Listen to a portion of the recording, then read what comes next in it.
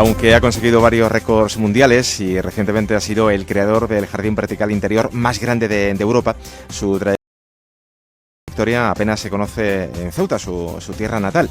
Y sin duda, bueno, pues merece la pena que se divulgue y además debemos sentirnos orgullosos porque pasea el nombre de Ceuta por todo el mundo. Hablamos de Ignacio Solano, que ha creado 900.000 metros cuadrados de jardines verticales en diversos países. Es experto botánico y CEO de Paisajismo Urbano. Es un referente en jardines y ecosistemas verticales. Instalado en el edificio Ágora, en la ciudad de las Artes y las Ciencias de Valencia, recientemente pues ha dado vida al jardín vertical, como decimos, al jardín vertical interior más grande de toda Europa. Ignacio Solano, buenas tardes. Buenas tardes, Antonio. ¿Qué tal? ¿Cómo estás? Muy buenas. Esta obra a la que nos referimos cuenta con 700 metros cuadrados de superficie, alrededor de 20.000 plantas de 150 especies diferentes, y es una obra, y así se ha definido, una obra de arte viva de 360 grados, ¿no?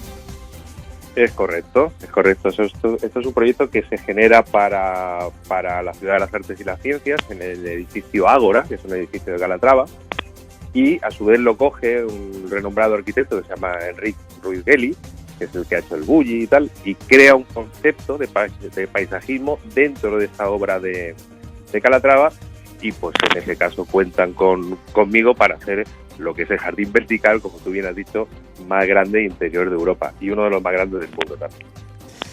Hemos comentado que cuenta con varios récords mundiales, ¿no? Y además, bueno, en diferentes países, entre ellos, bueno, pues el de jardín vertical interior más grande de Europa, de Valencia, este año 2022, pero además, bueno, el jardín vertical más grande de Grecia, el primer jardín vertical en Guatemala, el jardín vertical más grande del mundo en Bogotá, jardín vertical más grande de Uruguay, segundo jardín vertical más grande del continente latinoamericano ubicado en Quito. Bueno, son diferentes récords a lo largo de estos últimos años. Pues sí, la verdad es que ha sido, Antonio, una carrera prolífica. En los últimos 15 años hemos hecho muchísimas cosas. Si yo miro atrás, la verdad es que no me explico cómo hemos podido hacer tanto, ¿no? De hecho, ahora estamos en Arabia Saudita, que estamos haciendo los proyectos más grandes de allí. Estamos con dos proyectos simultáneos. Lo hemos comentado, Ignacio, un referente a nivel mundial de los jardines verticales, del mundo de los jardines verticales y de los ecosistemas verticales, ¿no? Sí, el ecosistema vertical es una palabra que yo acuño allá por el 2014, porque bueno, jardines verticales hacían mucho, pero mi formación como biólogo me obligaba a verlo desde otro punto de vista y a entender que era un jardín artificial que funcionaba imitando cosas de la naturaleza como son las alelopatías positivas y negativas, que es decir, las interacciones que pueden tener planta-planta, animal-planta. Por ejemplo, si tenemos una planta que es susceptible de ser atacada por una plaga, pues ponemos la planta, que es el repelente natural de esa plaga. Si hay plantas que ayudan al crecimiento de otras plantas. Esto es un invento que hicieron de los aztecas, ¿no? Cuando se dieron cuenta que plantando el maíz con el frijol, el maíz crecía mucho más rápido al estar asociado a una planta leguminosa, que son plantas que fijan el nitrógeno en el suelo. Entonces, estos principios de permacultura se aplican al jardín vertical, estos principios de alelopatía se aplican al jardín vertical de la misma manera que también se aplican otra serie de criterios como el pH, conductividades y otra serie de cosas. Ignacio, porque no solamente tiene en cuenta lo que es el diseño, la decoración, ¿no? Sino también otros muchos aspectos basados en la investigación. Es decir, no solamente es la apariencia, sino los beneficios de ese ecosistema, ¿no? A ver, es que la palabra jardín pervierte toda la idea, porque en realidad no es un jardín, es biología aplicada. Las plantas que trabajan en verticalidad trabajan con un sustrato que lleva unas fórmulas químicas que hace que se irrigue la planta, que necesitan nitrógeno, fósforo, potasio, hay que ajustar pHs, hay unos gradientes químicos en la pared, lumínicos, higrométricos, es decir, dentro de una misma pared no se comporta todo igual, se comporta con lo que yo llamo el efecto toalla, es decir, cuando tú sacas una toalla del tendedero y la cuelgas de la cuerda, hay diferentes grados de humedad dentro de esa toalla, ¿no? Se seca más rápido la zona que está en la cuerda con las pinzas que la zona que está en la parte de abajo. En el jardín vertical pasa exactamente lo mismo. Entonces, ese nivel de humedad implica que las plantas se adaptan de diferente manera y también te dice que el sistema es muy versátil. Yo puedo poner plantas que son de río en la parte de abajo y plantas desérticas en la parte de arriba. Trabajar con la luz es importante. Por ejemplo, este proyecto del Ágora tiene cero, tiene muy poca iluminación natural. Entonces ha habido que hacer una selección de especies que aguantasen con las escasas condiciones de luz, que son plantas de sotobosque generalmente, que aguantasen con los gradientes higrométricos, con los gradientes químicos, porque las plantas no comen si no tienen un pH determinado. Entonces, dentro de esta pared, el pH, que es el potencial de hidrógeno, varía en función de los sólidos disueltos que tenga, de la temperatura, y esto, a medida que va corriendo esa solución por las plantas, va cambiando. Entonces hay que saber adaptar todo esto. Claro, ¿qué es lo que pasa? Por eso digo que la palabra jardín pervierte la idea, porque cuando un jardinero hace estas cosas, con la mejor de las intenciones, pues se le escapa todo lo profundo. Es decir, al final no es poner plantas en una pared, tiene mucho más profundidad y es biología aplicada. Pues pasa, pues que se cometen errores por desconocimiento, no por otra cosa. Ponemos un ejemplo de lo que acaba de decir y nos centramos en este caso en ese jardín vertical interior más grande de Europa, ya decíamos, instalado, ubicado en la Ciudad de las Artes de Valencia. Es capaz de producir el oxígeno. Todas las plantas que conforman esta obra de arte viva son capaces de producir el oxígeno necesario para 650 personas al año. También estas 150 especies van a permitir captar casi 84 kilos y medio de polvo anualmente, filtrar 433 toneladas de gases nocivos al año. Y también se podrá atrapar y procesar 150 kilos de metales pesados anualmente. Por tanto, lo dicho, Ignacio, que tiene una serie de beneficios también para el medio ambiente, ¿no? Sí, de hecho, todos estos beneficios no son lo habitual en las plantas. El sistema es un sistema hidropónico. El sistema hidropónico hace que las plantas crezcan un 35%, un 40% más rápido. Por lo tanto, sus metabolismos son un 35 o un 40% más rápido. Esto quiere decir que si el metabolismo y el crecimiento de la planta es un 35% más rápido, la filtración y procesación de gases será un 35 o 40% más rápido, ¿no?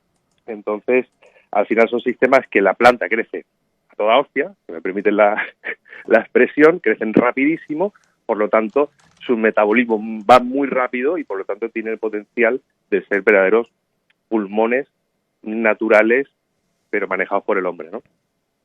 De ahí que se defina su obra, Ignacio, como sistemas complejos, pero que necesitan un escaso mantenimiento, ¿no? Sí, pero todo tiene que ver con la tecnología que tienen. A mí siempre me ha gustado, yo soy muy tecnócrata, siempre me ha gustado mucho todo lo que es tecnología y todo lo que es aparataje, y eso además me viene de mis raíces de Ceuta. Es decir, yo empecé con animalitos en Ceuta. Recuerdo además que mi primer camaleón me lo regaló mi tía Manoli Boade, y a partir de ahí fue una especie de locura que me llevó a tratar de entender a los animales en cautiverio a base de manejarlos con aparataje, ¿no? Con calefacción, con temperatura, con una serie de cosas. Eso ya no lo hago, obviamente ya no tengo animales, pero esto se me quedó como muy marcado, ¿no? Con el tema de los acuarios y tal, y toda esa tecnología. Y al final estos jardines lo que llevan es mucha tecnología. Llevan ordenadores, llevan sondas, llevan una serie de avisadores, de solenoides, de electroválvulas, que lo que hacen es que automatizan todos los riegos, analizan on time toda la nutrición de la planta, es decir, si le falta potasio, le inyecta potasio, si el pH no es el correcto, se lo corrige automáticamente. Si todo esto falla, te manda mensajes al móvil, puedes acceder online vía router a los sistemas de riego, puedes hacer que crezca más rápido, que crezca más lento en función de cuántas podas quieres. Es decir, tienes un dominio total y absoluto sobre la tasa de crecimiento del sistema mediante tecnología. Esto se traduce en que el mantenimiento es muy bajo porque está todo automatizado. Ignacio, decía que comienza muy pronto, además aquí en Ceuta, a los 8 años, ¿no?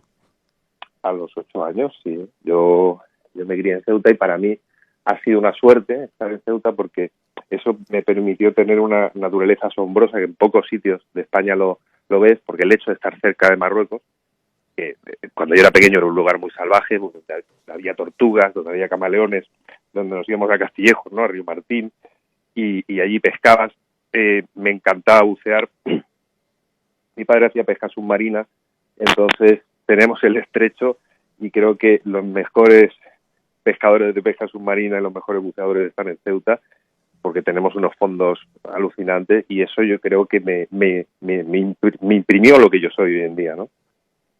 Volviendo a ese jardín vertical en la ciudad de las Artes de Valencia, se ha realizado un documental, ¿no? Sobre ese jardín vertical interior más grande de Europa. Ahora le pregunto por ese documental. Volvemos a hablar también de Ceuta, de ese vínculo familiar que aún mantiene con su tierra natal. Pero vamos a escuchar un pequeño fragmento de ese documental. Me encanta.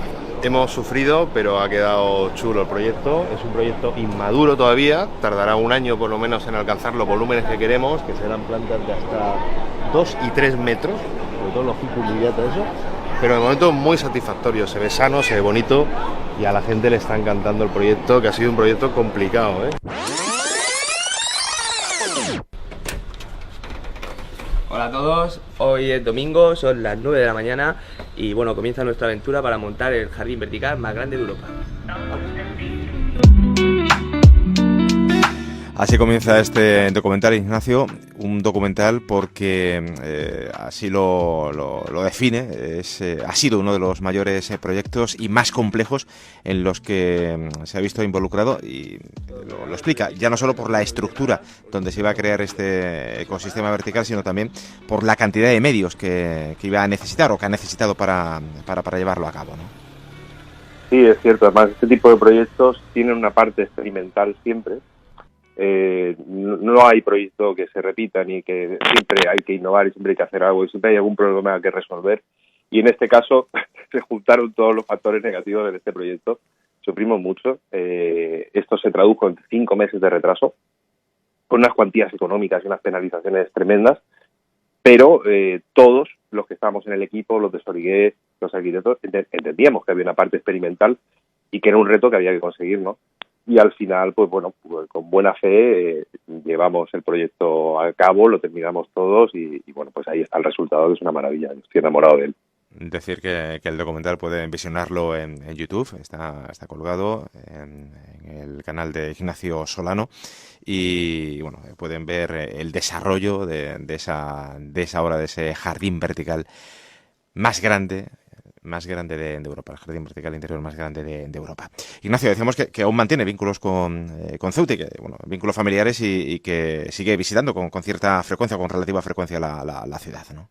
Sí, yo tengo ahí a mis primos, tengo tíos, tengo familia ahí y Ceuta para mí ha sido pues mi ciudad natal, donde me he criado y yo pues recuerdo, vamos, yo cierro los ojos y me veo en el Monte Acho, me veo Cadú o me veo tomándome un té en Ventú, ¿no? Y pregunta que me imagino que se temía que iba a hacerla, ¿no? Y ¿ha tenido ocasión de ver el jardín vertical de la Ribera? Sí, me han llegado fotos, no lo he visto personalmente, pero bueno, es un intento. Al final es eso, este tipo de obras siempre los que las desarrollan los hacen con la mejor de las intenciones, pero no siempre se tienen los conocimientos. Es por eso que yo formo gente y parte de mi trabajo es dar formación al respecto, porque es una técnica pues compleja y específica. Buenas intenciones. ¿Qué le parece, Ignacio? Sea sincero. Me parece que no es un jardín vertical, es un pilar donde se han puesto una serie de plantas y creo que tiene una vela abajo que se le tiende a la Virgen de algo para que esas plantas se mantengan vivas, ¿no? Porque pues no está pensado el sistema de riego, bueno, al final ese tipo de cosas suele pasar mucho con los ayuntamientos que tienen una idea brillante, vamos a hacer un jardín vertical porque esto es un bien, porque es una escultura y tal, lo sacan a licitación, las licitaciones las contrata una empresa que va a objetivos económicos y que hacen, pues buscar el más barato y el que tienen a mano. pero esto es como si yo me tengo que quitar la vesícula y me voy al dentista de que está abajo de mi casa. Pues, obviamente ese señor saca muelas, no extirpa vesículas. Y es un poco lo que ha sucedido, ¿no? ¿Le gustaría realizar algún proyecto, algún jardín o algún ecosistema vertical aquí en Ceuta? Pues es curioso porque yo tengo esa sensación agridulce con Ceuta, ¿no? He trabajado, me pasa un poco como los cantantes de segunda división que triunfan en América Latina y que nunca los conoce nadie en España, ¿no? Yo he hecho proyectos por todo el mundo, creo que no hay nadie en el mundo que haya hecho más proyectos de referencia, y Ceuta pues es una espinita que tengo ahí clavada porque sería para mí pues un honor y un placer poder hacer algo para mi ciudad y disfrutarlo, ¿no? Disfrutaría muchísimo y creo que Ceuta también disfrutaría un proyecto de eso.